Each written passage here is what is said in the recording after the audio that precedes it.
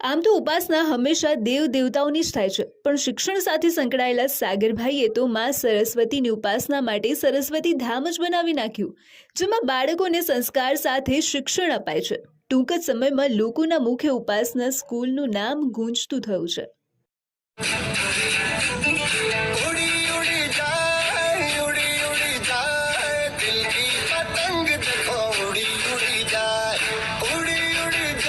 શાળા પરિવાર વતી ઉત્તરાયણ પર્વની ખૂબ ખૂબ શુભેચ્છાઓ પાઠવીએ છીએ.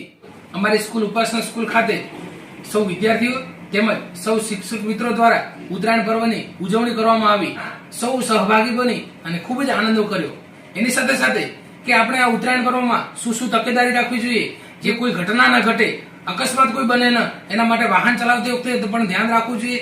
એવા વિવિધ નાટક પ્રસ્તુત કરી અને વિદ્યાર્થીઓને માહિતગાર કરવામાં આવે. અને પર્વ આપણને પણ સંદેશ આપે છે, જેવી રીતે કે પતંગ આકાશમાં ઊંચે સુધી આંબે છે, એવી રીતે પણ આપણા જીવનમાં આપણે નિરંતર પ્રયાસો થકી આપણે પણ સફળતાની સિદ્ધિ પ્રાપ્ત કરીએ છીએ. આ દ્રશ્યો છે ઉપાસના સ્કૂલના કેમ્પસના, કે જ્યાં બાળકો ઉજવી રહ્યા છે ઉત્તરાયણનું પર્વ. પર્વની ઉજવણી સાથે સ્પીચ, ડ્રામા અને ડાન્સનો કાર્યક્રમ તો ખરો જ.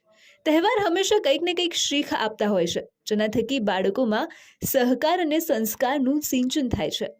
ઉપાસના સ્કૂલમાં બાળકો, શિક્ષકો અને મેનેજમેન્ટે સાથે મળીને કરી ઉત્તરાયણ પર્વની ઉજવણી, જેમાં બાળકોનો વિશેષ ઉત્સાહ અને સ્ટાફની બાળકો માટેની આત્મીયતા જ બતાવે છે કે અહીંયા તો સરસ્વતી જ ઉપાસના થાય છે.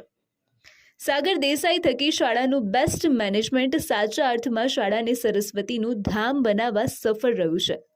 5Gના જમાનામાં પણ ઘર, પરિવાર અને સમાજના સંસ્કાર સાથે આધુનિક ટેકનોલોજી સાથે શિક્ષણ આપતી સંસ્થા આજે ધીરે ધીરે લોકપ્રિય શાળા બની રહી છે. થોડાક સમયમાં શિક્ષણ જગતમાં શાળા પોતાની શિક્ષણની છાપ છોડવામાં સફળ થઈ છે. અમારી ઉપાસના સ્કૂલમાં ઉત્તરાયણનું આયોજન કરવામાં આવ્યું હતું.